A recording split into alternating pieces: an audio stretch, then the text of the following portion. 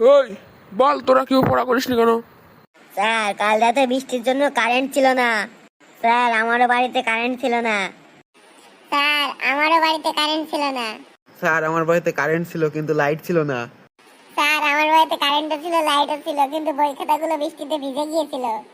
এই আজকে যে বৃষ্টি হচ্ছে, এই বৃষ্টির জন্য তোদের স্কুলে আসতে কোনো অসুবিধা হয়নি তো?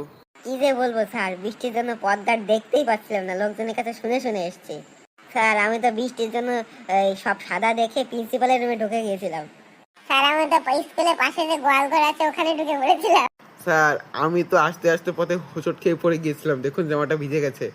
স্যার, আমি না আজকে স্কুলে আসতে গিয়ে হসপিটালে চলে গিয়েছিলাম, তারপরে বুঝতে পারলাম এটা স্কুল নয়, হসপিটাল। আর একটু পরে যদি হসপিটাল থেকে বেরোতাম, আমাকে রুগী বানিয়ে মেরেই ফেলতো। তোদের বৃষ্টির জন্য একটা কিছু। পরের পার্ট দেখার জন্য চ্যানেলটিকে সাবস্ক্রাইব করে দাও।